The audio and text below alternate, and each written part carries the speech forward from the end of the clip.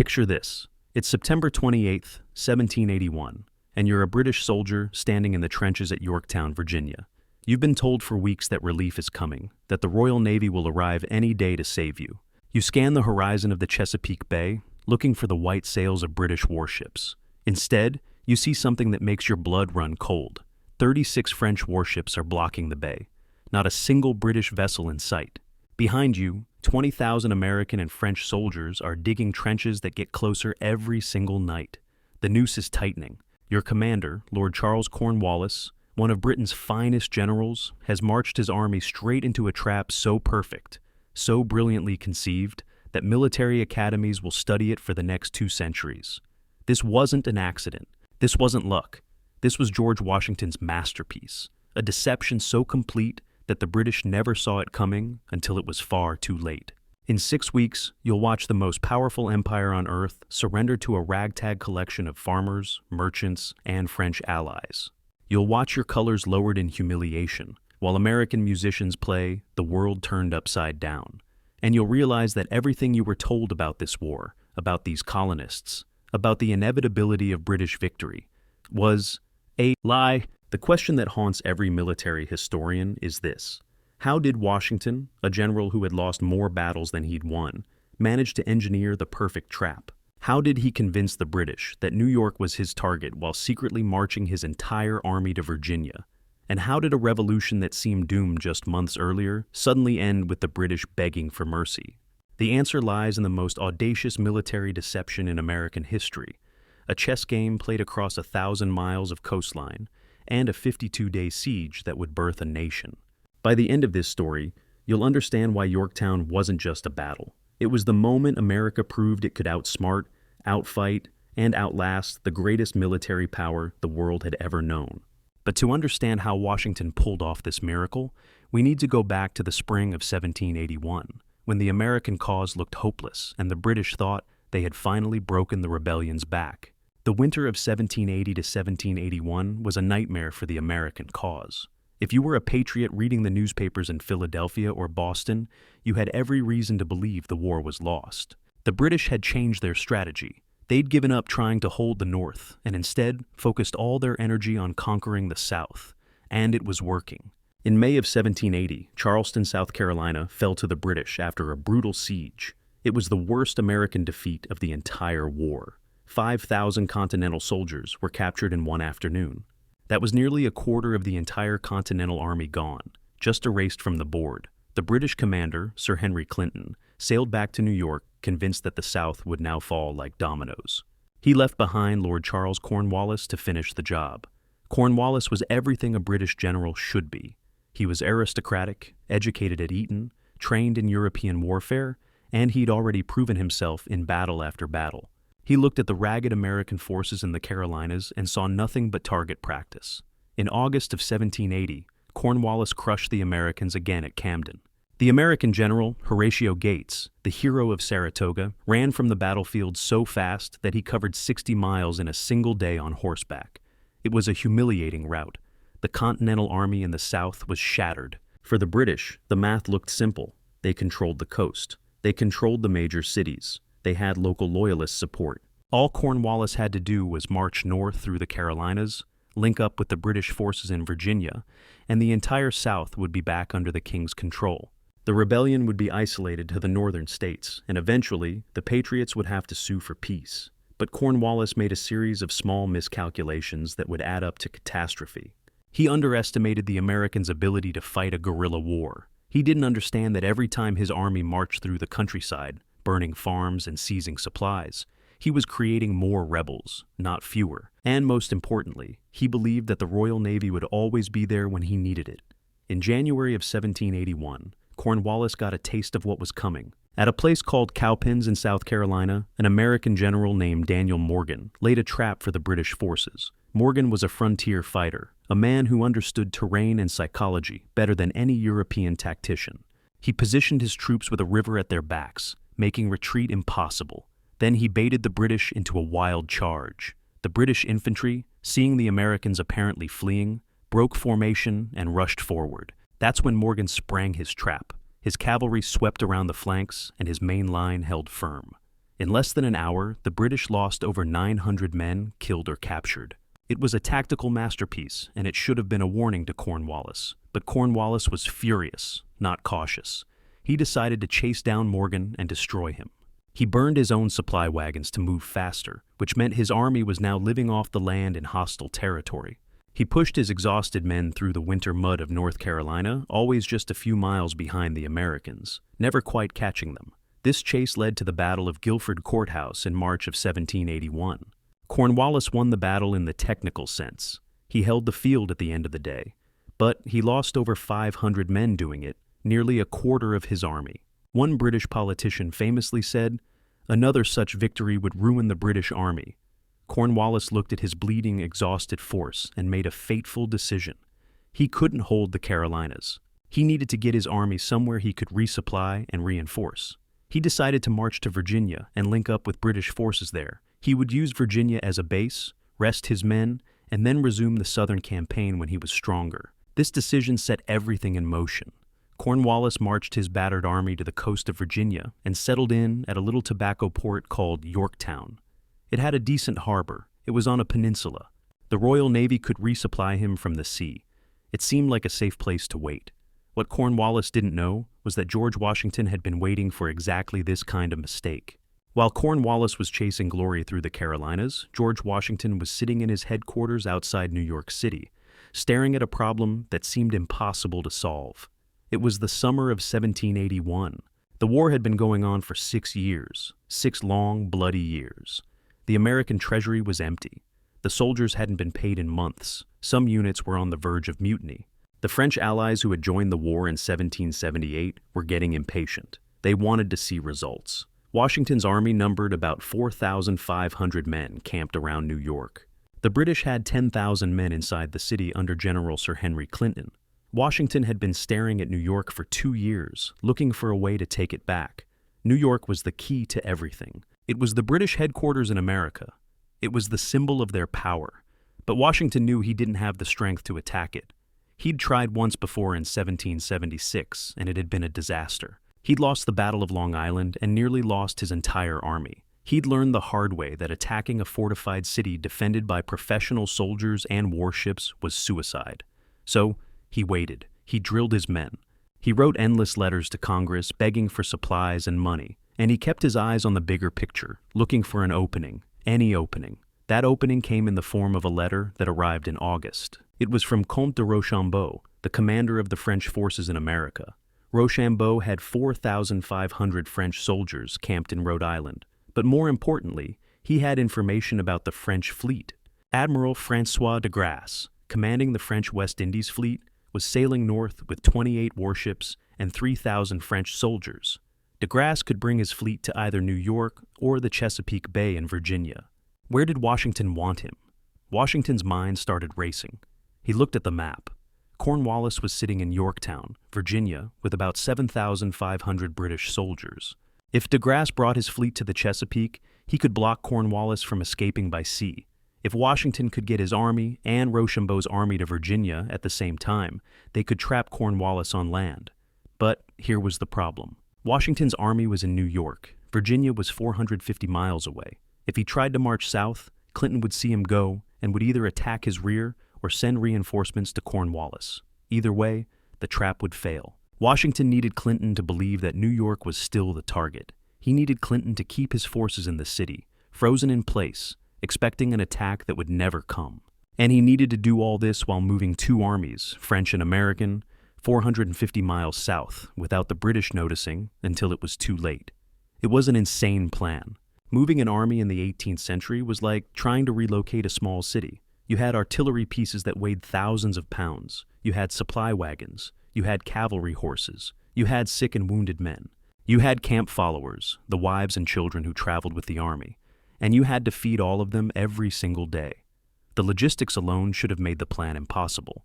But Washington had been fighting this war for 6 years. He'd retreated across New Jersey in the dead of winter. He'd survived Valley Forge. He'd learned that sometimes the impossible was the only option left. On August 19th, 1781, Washington sent his reply to de Grasse. "Bring the fleet to the Chesapeake. We're going to trap Cornwallis." And then he started planning the most elaborate military deception in American history. Washington understood something that many generals of his era didn't. He understood that war wasn't just about battles. It was about information. Whoever controlled what the enemy believed controlled the battlefield. The British had spies everywhere. Washington knew this. His own intelligence network, run by men like Benjamin Talmadge, had confirmed it. British agents were watching American troop movements, counting supplies, listening to camp gossip. If Washington simply marched his army south, the British would know about it within hours. So, Washington did something brilliant. He used the British spy network against them. He fed them exactly the information he wanted them to believe. First, he started making a show of preparing to attack New York. His men began building large bread ovens in New Jersey, right across the river from the city. Why would you build ovens unless you were planning to stay in the area and feed a large army? British spies saw the ovens and reported back to Clinton that Washington was digging in for a siege. Next, Washington's engineers started building boats. Lots of boats, flat-bottomed boats designed for crossing rivers. The Americans made sure these boats were visible from British positions. The message was clear. Washington was planning to cross the Hudson River and attack Manhattan. Then Washington sent letters. He knew the British were intercepting American mail, so he wrote letters to his officers discussing plans to attack Staten Island and New York. He made sure these letters would be captured. The British read them and nodded. Washington was focusing on New York, just as they had expected. Meanwhile, in secret, Washington was making the real preparations. He ordered supplies to be sent south to Virginia under cover of darkness. He had roads scouted. He had river crossings prepared. He coordinated with the French to move simultaneously so their armies would arrive in Virginia at the same time. On August 19th, the same day he wrote to de Grasse, Washington met with Rochambeau. The two generals had a complicated relationship. Rochambeau was older, more experienced in European warfare, but he'd promised the French king that he would serve under Washington's command. It was a delicate diplomatic dance. Washington laid out the plan. They would pretend to attack New York, then suddenly pivot south and race to Virginia. The entire success of the operation depended on speed and deception. If Clinton figured out what was happening too early, he could either chase them or reinforce Cornwallis. Either outcome would ruin everything. Rochambeau looked at the map. He looked at Washington. And then he smiled. It was audacious. It was risky. It was exactly the kind of bold move the French loved. He agreed immediately. The orders went out quietly. Pack light. Prepare for a long march. Tell no one where you're going. Officers were instructed to say they were moving to attack New York if anyone asked. The rank-and-file soldiers had no idea what was really happening. On August 20th, the armies began to move. But they moved north first, toward New York, to maintain the illusion. They marched in full view of British outposts. Washington even rode out personally to scout the British defenses around New York, making a show of studying the fortifications. Inside New York, General Clinton watched the American preparations and felt confident. Washington was finally going to attack.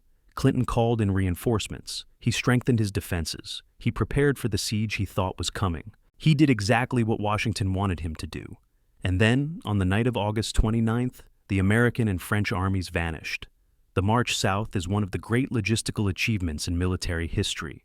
Washington moved 9,200 soldiers, plus artillery, plus supplies, plus wagons, 450 miles in just over a month. To put that in perspective, Napoleon considered it an achievement to move an army 30 miles in a single day. Washington averaged 15 miles a day for 30 consecutive days, while keeping the whole operation secret. The route was carefully planned. The armies would march through New Jersey, cross the Delaware River, move through Philadelphia, cross into Maryland, and then push into Virginia. Every step had to be coordinated. Food had to be waiting at each stop. Boats had to be ready at river crossings. Local militia had to be organized to help with logistics. But the most important part was keeping Clinton confused for as long as possible. Washington continued the deception even as he marched. He left behind a small force to maintain the camps outside New York, keeping the fires burning so British scouts would think the army was still there. He sent dispatch riders back and forth, carrying fake messages about the upcoming assault on New York. It worked brilliantly. For almost 2 weeks, Clinton had no idea the American army had left. He sat in New York, watching the abandoned camps, waiting for an attack that would never come. The Americans and French reached Philadelphia on September 2nd. The city went wild. Crowds lined the streets cheering as the armies marched through. It was the first time many of these French soldiers had seen an American city, and they were impressed by the enthusiasm of the people. But Washington couldn't enjoy the celebration. He was terrified that the news would leak. Philadelphia had British sympathizers. If word got back to New York too quickly, Clinton might still have time to react. Washington ordered the armies to keep moving. They marched straight through the city and kept going south. It wasn't until September 6th that Clinton finally realized what had happened. A British spy brought him the news that the American and French armies were in Philadelphia, marching south. Clinton was stunned. He'd been fooled completely. Washington had been gone for over a week, and Clinton had been sitting in New York, preparing for an attack that was never coming. Clinton immediately sent urgent messages to Cornwallis. Washington is coming to Virginia. The French fleet may be there too. You need to be ready. But the messages would take days to arrive, and by then it would be too late. Washington, meanwhile, was pushing his men hard. They marched in the brutal heat of late summer. Soldiers collapsed from exhaustion. The roads were thick with dust that got in your eyes and throat. Water was scarce, but Washington kept them moving because he knew that every hour counted. On September 5th, Washington received the news he'd been praying for. Admiral de Grasse had arrived in the Chesapeake Bay with 28 ships of the line and 3,000 French soldiers. The naval blockade was in place. Cornwallis was trapped, but Washington knew the trap wasn't complete yet. The British Royal Navy was still out there. If they defeated de Grasse's fleet, they could break the blockade and rescue Cornwallis. Everything depended on the French holding the bay. That test came on September 5th through 9th, in a naval battle that would decide the fate of the Revolution. The Battle of the Chesapeake Capes is one of the most important naval battles in American history, and most Americans have never heard of it. It wasn't a dramatic slugfest with ships exploding and captains shouting defiant last words. It was a methodical, grinding naval duel between professional sailors. But the outcome changed everything. Admiral Thomas Graves commanded the British fleet, 19 ships of the line sailing down from New York. His job was simple: get into the Chesapeake Bay and relieve Cornwallis. He had no idea how many French ships he was about to face. When Graves reached the entrance to the bay on September 5th, he saw de Grasse's fleet emerging from the bay to meet him. The French had 28 ships. Graves was outnumbered, but he was a Royal Navy officer. The British Navy had ruled the seas for a century. They'd beaten larger fleets before. The two fleets maneuvered for hours, trying to gain the weather gauge, the upwind position that would let them control the pace of battle. Finally, in the late afternoon, they closed to within a few hundred yards and the cannons roared. Naval combat in the 18th century was nothing like the romantic image of pirate ships firing broadsides and boarding with cutlasses. It was industrial-scale violence. A single ship of the line carried 70 to 100 cannons. When two fleets of this size engaged, you had thousands of cannons firing simultaneously. The noise was deafening. The smoke was so thick you couldn't see 50 feet.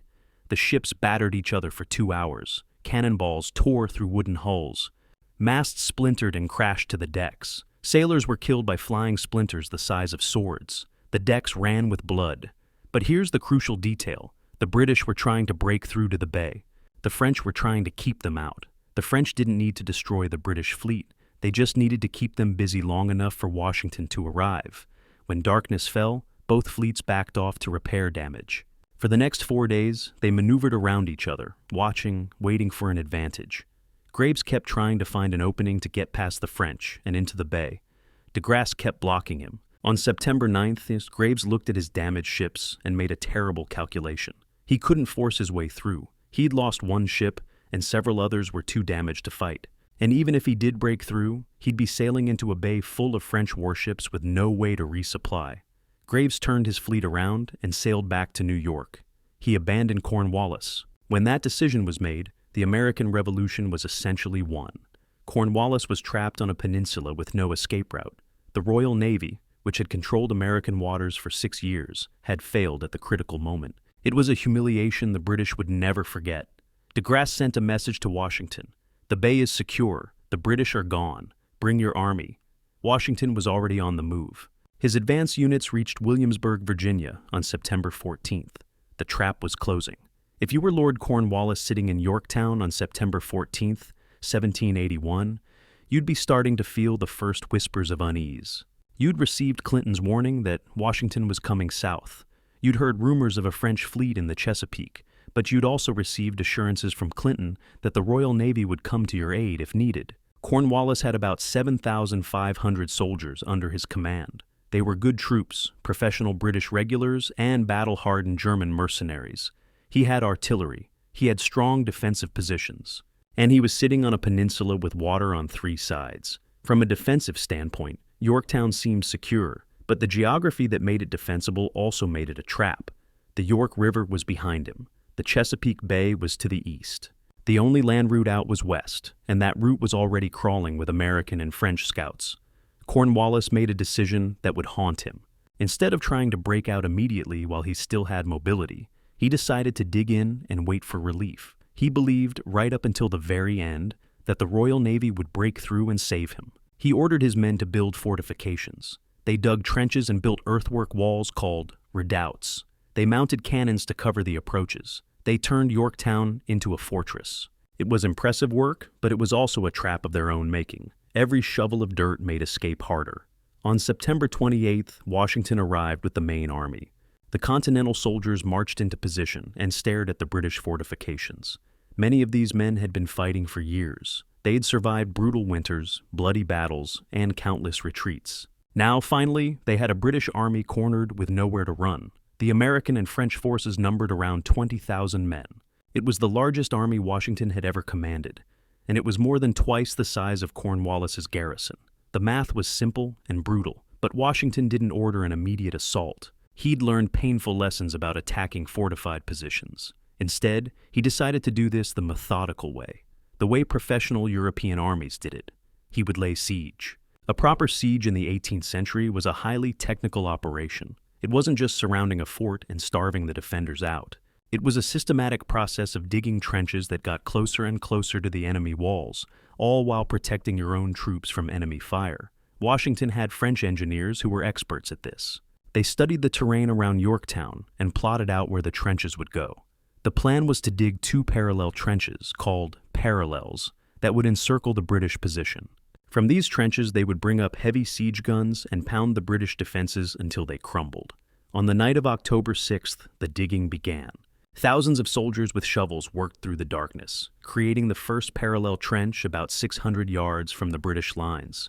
It was exhausting, dangerous work. British sentries could hear the digging and opened fire randomly into the darkness, hoping to hit something. But by dawn, the Americans and French had completed an earthwork that stretched for more than half a mile. The British woke up to see a wall of dirt that hadn't been there the night before. Behind that wall, American artillery was being dragged into position. On October 9th, the bombardment started. Washington himself fired the first cannon shot. It was both symbolic and strategic. He wanted his soldiers to see their commander sharing the danger. The sound of the cannonade was unlike anything most soldiers had ever experienced. Dozens of heavy siege guns fired continuously, day and night. The goal wasn't to kill every British soldier. It was to destroy their fortifications, disable their artillery, and break their morale. The effect on Yorktown was devastating. Cannonballs weighing 18 pounds crashed into buildings. Mortar shells arced through the sky and exploded inside the British lines. The town, which had been a peaceful tobacco port, turned into hell. Houses caught fire. Ammunition stores exploded. Wounded men screamed in the makeshift hospitals. Cornwallis sent desperate messages to Clinton. He needed relief immediately. The situation was becoming critical. But there was no reply, only silence. As the siege continued, the Americans and French started digging the second parallel, even closer to the British lines. But there was a problem. Two British fortifications, called Redoubt 9 and Redoubt 10, were positioned in a way that blocked the second parallel. They were small forts, each defended by about 70 British and German soldiers. They had to be taken. Washington made the decision to assault them. It would be a night attack, brutal and bloody, but necessary. He split the assault into two columns. The French would attack Redoubt 9. The Americans would take Redoubt 10. For the assault on Redoubt 10, Washington chose a young lieutenant colonel named Alexander Hamilton to lead the attack. Hamilton had been begging Washington for a field command for months. He was tired of being a staff officer. He wanted glory. Washington was giving him his chance. On the night of October 14th, 400 American soldiers assembled in the darkness. They were ordered to remove the flints from their muskets. This assault would be done with bayonets only. No one could fire a shot and risk alerting the entire British garrison. It would be silent, vicious, hand-to-hand combat. The signal was given at 8 o'clock in the evening. The Americans charged across the open ground toward Redoubt 10. The British sentries saw them coming and opened fire, but it was too late. The Americans were already on top of them. What happened next was savage. The Americans scrambled over the wooden fortifications and jumped into the redoubt with their bayonets fixed. In the darkness, in the chaos, it was impossible to tell friend from enemy. Men stabbed and clubbed each other in desperate close combat. Hamilton was in the thick of it, shouting orders and fighting with his sword. The battle lasted less than 10 minutes. When it was over, the British defenders had been killed or captured, and the Americans controlled Redoubt 10. Hamilton had taken it with fewer than 10 American casualties. It was a textbook assault, perfectly executed. Meanwhile, the French assault on Redoubt 9 was running into trouble. The German defenders were putting up a fierce resistance. The fighting was hand-to-hand and brutal, but sheer numbers won out. The French overwhelmed the defenders and captured the position. With both redoubts in American and French hands, the second parallel could be completed. The noose around Cornwallis tightened even more. Inside Yorktown, the situation was becoming hopeless. The British had lost over 500 men. Their ammunition was running low. The constant bombardment had destroyed most of their artillery positions. Disease was spreading through the ranks, and still there was no sign of the British fleet. On October 16th, Cornwallis tried one last desperate gamble. He decided to evacuate his army across the York River under cover of darkness and break out to the north. It was a suicide mission, but it was better than surrendering. The British began loading their boats with soldiers for the crossing. The first wave made it across successfully. Then, as the second wave was in the middle of the river, a massive storm rolled in. The wind whipped the water into whitecaps. The boats were scattered. Several capsized, drowning the soldiers in the cold, dark water. The evacuation had to be called off. The troops who had made it across were brought back. Cornwallis stood in the rain and faced the truth. There was no escape. The Royal Navy wasn't coming. His army was trapped, outnumbered, and running out of time. On the morning of October 17th, exactly 4 years to the day after the British surrender at Saratoga, a British drummer boy climbed onto the parapet of one of the fortifications and began beating out a rhythm. In the chaos of the bombardment, it was hard to hear at first. But gradually, the American gunners noticed and the firing slowed. The sound of the drum became clear. It was the parley, the signal requesting a ceasefire to negotiate surrender. An officer appeared on the wall waving a white handkerchief. The American and French guns fell silent. For the first time in days, the air around Yorktown was quiet except for the ringing in everyone's ears. A British officer was escorted blindfolded through the American lines to Washington's headquarters. He carried a letter from Cornwallis requesting terms of surrender. Washington read the letter and then drafted his reply. The terms were simple. The British would surrender as prisoners of war. They would march out of their fortifications with honors of war, meaning they could keep their flags cased and their drums silent. It was more generous than the British had been at Charleston when they'd forced the Americans to surrender unconditionally. The negotiations took 2 days. Cornwallis tried to bargain for better terms. He wanted his soldiers to be paroled and sent back to England, not held as prisoners. Washington refused. The British garrison would surrender completely. On October 19th, 1781, at 2 o'clock in the afternoon, the British Army marched out of Yorktown to surrender. It was a scene that would be painted and written about for the next 2 centuries. The American and French armies lined both sides of the road, creating a corridor over a mile long. The Americans stood on one side in their ragged uniforms, some without shoes, many with patched coats. The French stood opposite in their brilliant white uniforms with gold trim, looking every inch the professional European soldiers they were. Between these 2 lines, the British Army marched. They wore their red coats. They carried their muskets. But their flags were cased in leather sheaths, and their drums were covered. It was the sign of defeat. The British regimental bands played a tune. Historical accounts differ on exactly what they played, but tradition says it was "The World Turned Upside Down," a popular British song. The lyrics were fitting. If ponies rode men, and if grass ate the cows, and cats should be chased into holes by the mouse, if summer were spring and the other way round, then all the world would be upside down. That's exactly how the British felt. Their entire worldview had been shattered. A professional army of the greatest empire on earth was surrendering to former colonists. Cornwallis himself didn't attend the ceremony. He claimed to be ill and sent his second-in-command, General Charles O'Hara, to surrender in his place. It was a final insult, and Washington responded with one of his own. When O'Hara tried to surrender Cornwallis's sword to the French general Rochambeau instead of to Washington, Rochambeau pointed to Washington. O'Hara then approached Washington, who refused to accept the sword from a subordinate. Washington pointed to his own second-in-command, General Benjamin Lincoln. Lincoln, who had been forced to surrender at Charleston, accepted the British surrender. The symbolism was perfect. The man who had suffered the worst American defeat of the war was the one who accepted the British surrender at the greatest American victory. The British soldiers marched to a field where they stacked their weapons and removed their equipment. Some of them were crying, some were cursing, many were drunk. A few tried to smash their muskets on the ground rather than give them up intact. American guards had to step in to maintain order. 7,400 British and German soldiers became prisoners. The Americans and French captured over 200 cannons, thousands of muskets, and massive stores of ammunition and supplies. It was the largest British surrender since the Norman Conquest in 1066. But the numbers don't capture the psychological impact. For 6 years, the British had believed that their professional army would eventually crush the rebellion. They'd believed that once the colonists faced real soldiers, real discipline, they would break. Yorktown shattered that belief. The colonists hadn't broken, the British had. When the news reached London 2 months later, the Prime Minister Lord North reportedly paced his room, repeating, "Oh God, it is all over. It is all over." He was right. The British would hold on to New York and Charleston for another 2 years, but they would never mount another major offensive. The political will to continue the war collapsed. King George III wanted to keep fighting, but Parliament refused to fund it. The British people had lost over 50,000 soldiers in this war, spent £130 million, and gained nothing. They were exhausted. They wanted it to end. Peace negotiations began in Paris in 1782. The final Treaty of Paris was signed on September 3, 1783. Britain recognized American independence. The United States of America was born. But none of that would have been possible without Yorktown. And Yorktown would have been impossible without Washington's brilliant deception, the French Navy's crucial blockade, and the courage of soldiers who marched 450 miles to spring a trap on the greatest army in the world.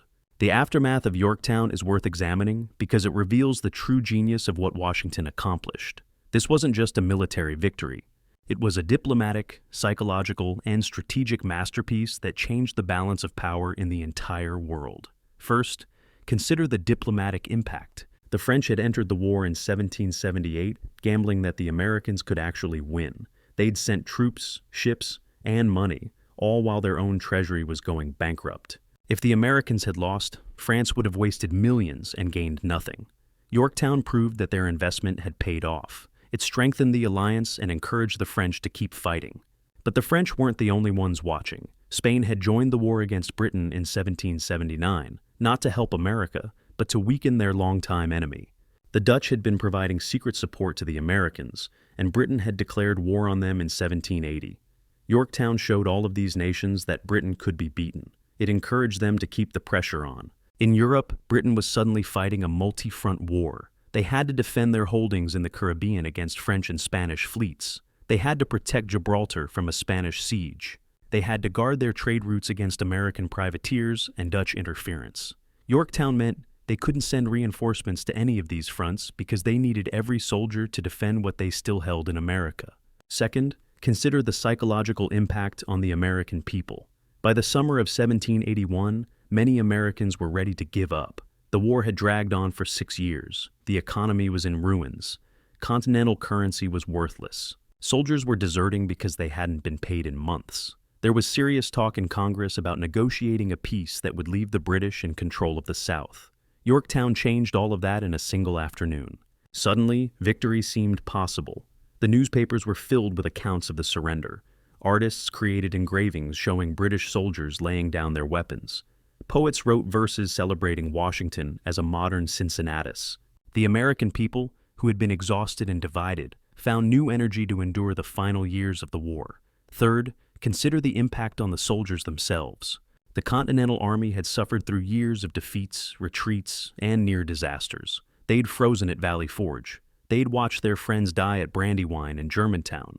They'd seen their generals captured and their units decimated. But they'd never quit. Yorktown validated their sacrifice. It proved that their suffering had meant something. The ragged soldiers who'd marched 450 miles in the brutal heat, who dug trenches under fire, who charged British fortifications with bayonets, had accomplished something that European military experts had said was impossible. They'd beaten the British Army in a set-piece siege using European tactics. They'd proven that American soldiers, when properly led and equipped, could stand toe-to-toe with anyone. This psychological transformation created the foundation for the American military tradition.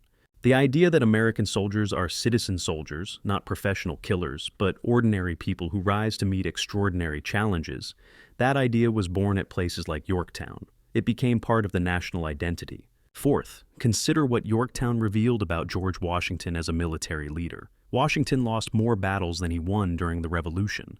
He made tactical mistakes. He sometimes failed to control his subordinates. He wasn't a military genius in the mold of Alexander or Napoleon, but what Washington had was something more valuable than tactical brilliance. He had strategic vision. He understood that he didn't need to win every battle. He just needed to keep his army intact and wait for the right moment to strike. He understood that time was on his side because the British couldn't afford to fight a long war while the Americans could. Yorktown was the culmination of that strategy.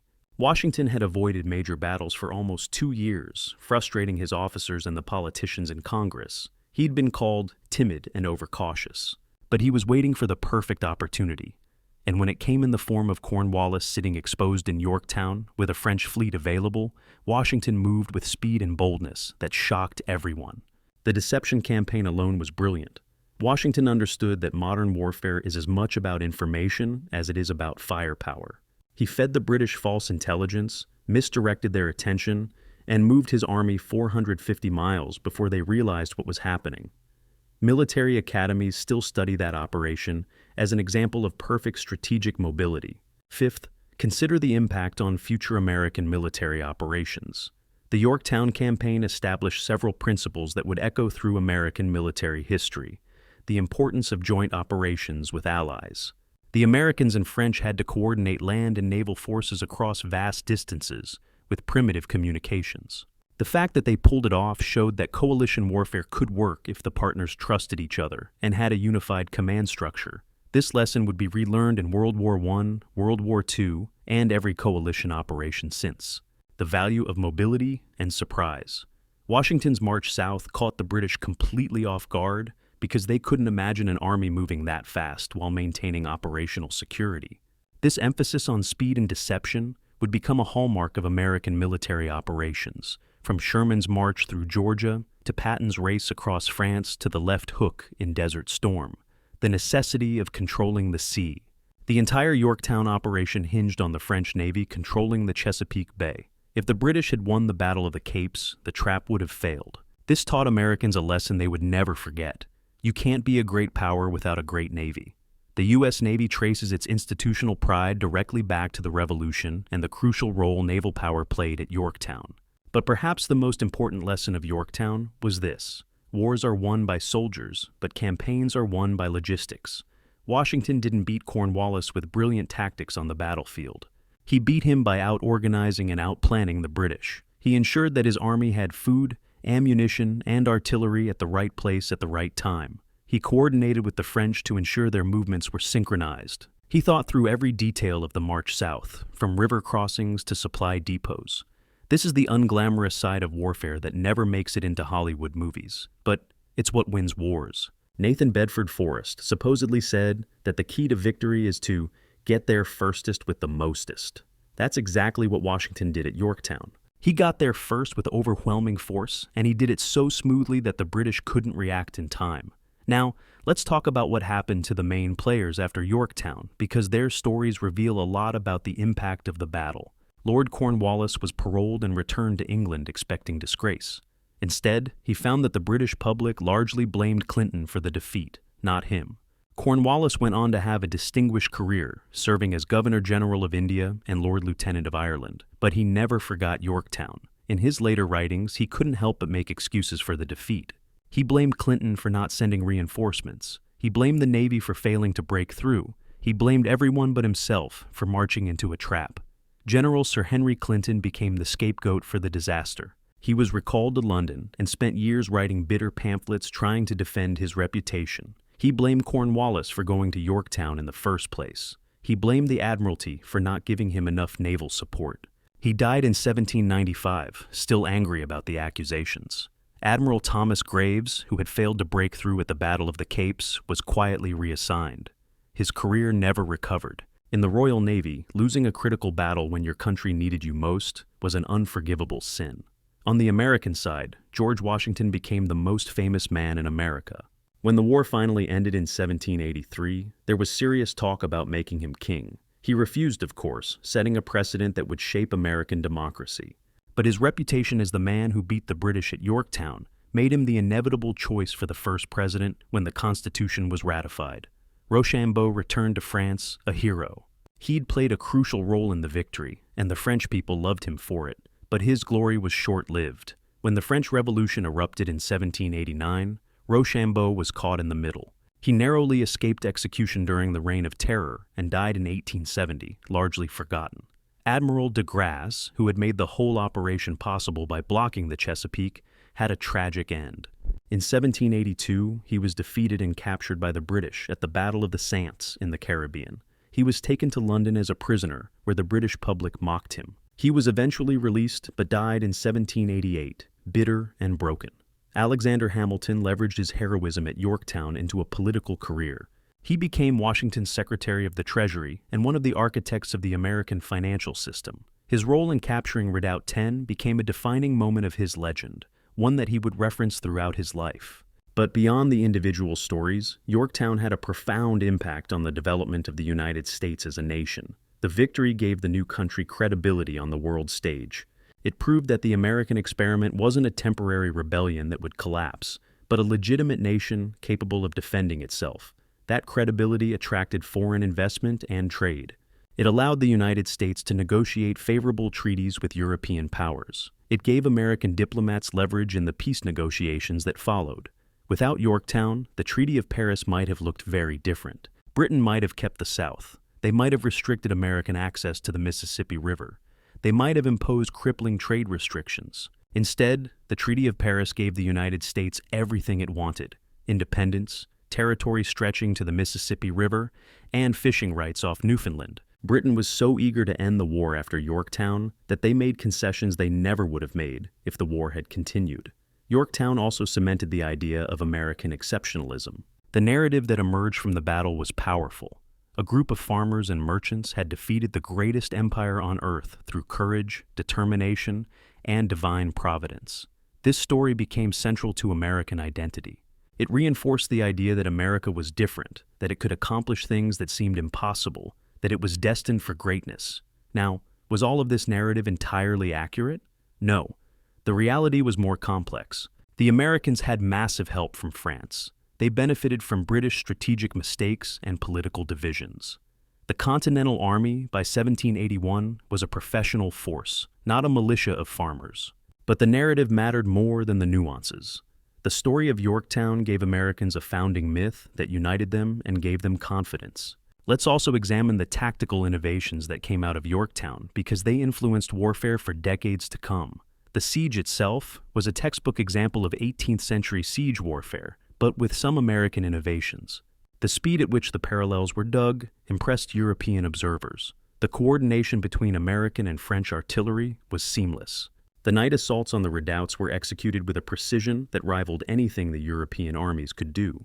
The use of riflemen as sharpshooters was particularly effective. American frontiersmen with their long rifles could hit targets at 300 yards, far beyond the range of standard muskets. They picked off British artillery crews and officers, making it dangerous for the British to man their guns during the day. This use of accurate long-range fire was something European armies hadn't fully incorporated yet, and it gave the Americans an edge. The Americans also made effective use of combined arms, coordinating infantry, artillery, and engineers in a way that maximized their effectiveness. This wasn't revolutionary in theory. European armies knew how to do this. But the Americans executed it with a professionalism that surprised observers who still thought of them as amateurs. But perhaps the most important innovation wasn't tactical. It was organizational. Washington had created a staff system that could handle the complex logistics of moving and supplying a large army. He had quartermasters, commissary officers, engineers, and intelligence operatives all working in coordination. This staff system became the model for the U.S. Army going forward. Now, let's address a question that often gets asked. Could the British have won at Yorktown? The answer is yes, but only if they'd made different decisions much earlier. By the time Washington had his armies in position around Yorktown in late September, the outcome was almost inevitable. Cornwallis was outnumbered 2-1, with no escape route and no naval support. Short of Washington making catastrophic tactical errors, there was no way for the British to win. But if we go back earlier, there were several points where different British decisions could have changed everything.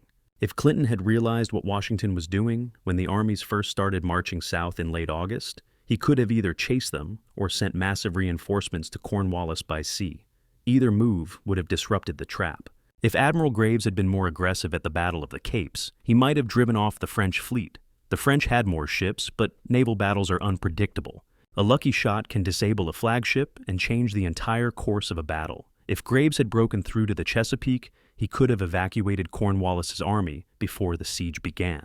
If Cornwallis had recognized the danger earlier and broken out of Yorktown in early September before the American and French armies arrived in force, he could have escaped north and avoided the trap entirely. It would have been a fighting retreat and he would have taken casualties, but he could have saved his army. But none of these things happened because the British made a series of reasonable decisions that, in combination, led to disaster. Clinton didn't chase Washington because he thought New York was the target. Graves didn't break through because he calculated that the risk was too high. Cornwallis didn't break out because he trusted that the Royal Navy would rescue him. This is the nature of strategic failure. It's rarely one big mistake. It's a chain of small, reasonable decisions that collectively lead somewhere terrible. Washington understood this. He set up a situation where every reasonable British decision would lead them deeper into the trap. Finally, let's talk about the legacy of Yorktown in American culture and memory. For the first century after the battle, Yorktown was remembered as the climactic moment of the Revolution, the battle that won independence. It was taught in every school. It was commemorated in paintings, poems, and monuments. Veterans of the siege were celebrated as heroes, but over time, the battle's place in American memory became more complicated. As new wars were fought and new victories won, Yorktown receded somewhat in the national consciousness. The Civil War, with its massive battles and staggering casualties, made Yorktown seem small by comparison. World War II, with its global scope, made the Revolution seem parochial.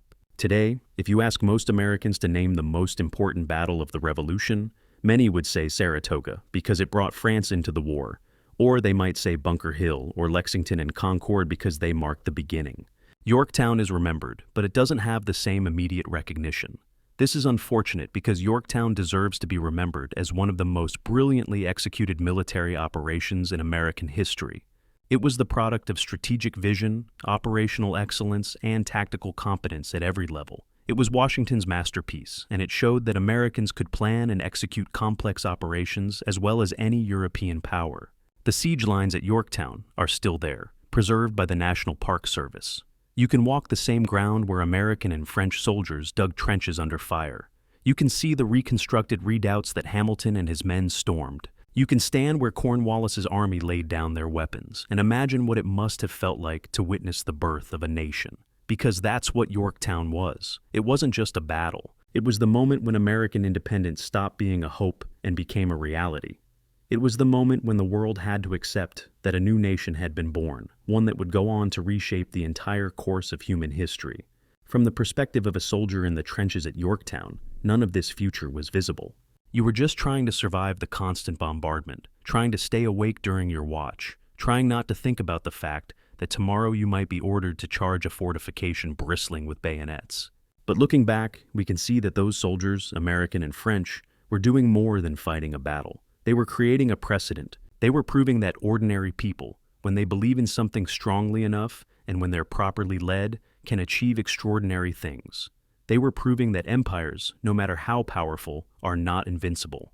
They were proving that the future doesn't have to look like the past, that old systems can be overthrown and new ones built in their place. The British soldiers who surrendered at Yorktown went home to an empire that would continue to dominate the world for another century. But they had learned a hard lesson. Power has limits. Military might alone cannot defeat a determined people fighting for their freedom on their own soil. The American soldiers who watched that surrender went home to a country that didn't even have a functioning government yet. The Articles of Confederation were weak. The economy was in ruins. The states were bickering among themselves. It would take another 6 years before the Constitution was written, and another 2 years before it was ratified. But they had something the British didn't have. They had won. They had proven that their cause was just and that their sacrifice had meaning. That victory at Yorktown gave them the confidence to believe that they could build something new, something that had never existed before, a democratic republic on a continental scale. Every challenge America has faced since Yorktown, from the Civil War to the Great Depression to the World Wars to the struggles of the present day, has been met by people who remember, consciously or unconsciously, that we are the descendants of people who did the impossible. We come from people who beat the British Empire when every rational person said it couldn't be done. That's the real legacy of Yorktown. Not the tactics or the strategy, important as those are, but the proof that Americans, when pushed to the brink, find a way to win. On October 19th, 1781, as the British Army marched out of Yorktown and laid down their weapons, a young American lieutenant stood watching the scene. He had been with the Army since 1776. He had survived the terrible winter at Valley Forge. He had fought at Monmouth and Brandywine. He had been wounded twice and had watched countless friends die. As he watched the British surrender, tears ran down his face. Not tears of sadness, but tears of release. For 6 years he had carried the weight of uncertainty. Would they win? Could they win? Was the sacrifice worth it? Now he knew. They had won. The cause had been worth it. The nation he had fought for would survive. That moment, multiplied across thousands of soldiers, created something powerful, a national identity forged in victory. Americans would forever after be a people who believed in their ability to overcome impossible odds, who trusted that right would eventually triumph over might, who knew that freedom was worth any price. The British band playing "The World Turned Upside Down" was more accurate than they knew. The world had turned upside down. The rules that had governed international relations for centuries had been shattered. A group of colonies had become a nation. An empire had been humbled, and nothing would ever be the same. George Washington, standing on the ramparts watching the surrender, understood the magnitude of what had been accomplished. But he also understood that this was just the beginning. Winning independence was one thing. Building a nation that could endure was another challenge entirely. But on that October afternoon in 1781, those challenges could wait. For now, it was enough to watch the impossible become real. It was enough to know that against all odds, against the greatest military power on earth, a group of farmers, merchants, frontiersmen, and soldiers had won their freedom. The trap at Yorktown had snapped shut perfectly. The British Army was destroyed, American independence was secured, and the future of a new nation, a nation that would grow to become the most powerful the world had ever known, was assured. That is the story of Yorktown. Not just a battle, but the culmination of 6 years of struggle, sacrifice, and unwavering determination. It was George Washington's masterpiece, a strategic deception and military operation so brilliantly executed that it's still studied in military academies today. It was the moment when the American experiment stopped being an experiment and became a reality. It was the moment when the world turned upside down. And it was the moment that proved, once and for all, that Americans could do the impossible.